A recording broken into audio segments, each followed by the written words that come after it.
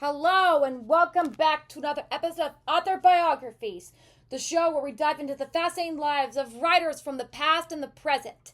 It's me, your host, L.D.E. Edwards, and today we're turning the spotlight on the brilliant mind behind the enchanting world of Narnia, C.S. Lewis himself. Now, if you're already buzzed with questions about him, hang on tight. I've got the basics covered. Now, C.S. Lewis is best known for creating the beloved tales of Narnia, but his stories didn't start there at all. So where do we begin? Well, as they say, the very best place to start is at the very beginning. Picture this. Clive Staples Lewis, born on November 29th, 1898, in Belfast, Ireland, which is now Northern Ireland.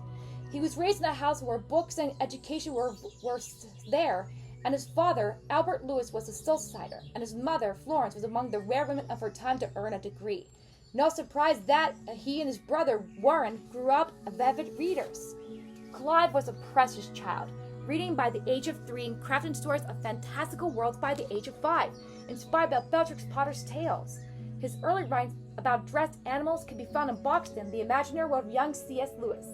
His schooling was a mix of harsh and transformative experiences, from the Arthurian Wynyard School to excellent mentorship that paved his path to the University of Oxford, where he excelled in classics, history, philosophy, and literature.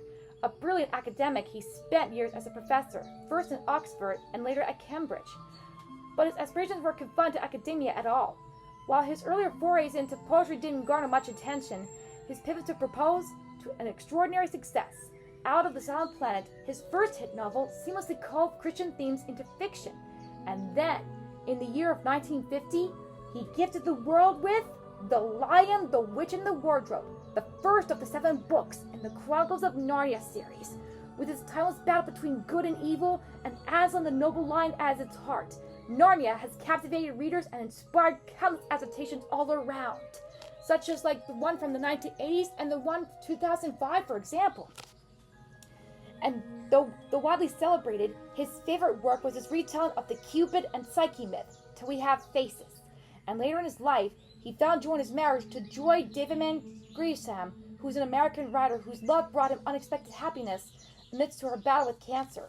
Her past in 1960, however, deeply affected him, but their story remains one of courage and connection.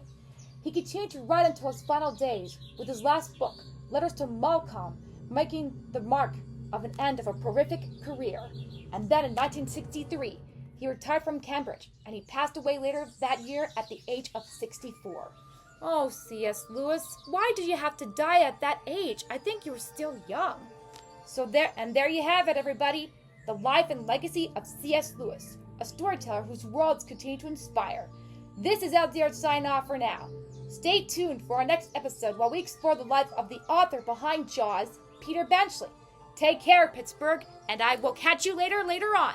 C.S. Lewis, I would say that your Narnia stories have captivated me so much, and I appreciate your work in the Narnia stories.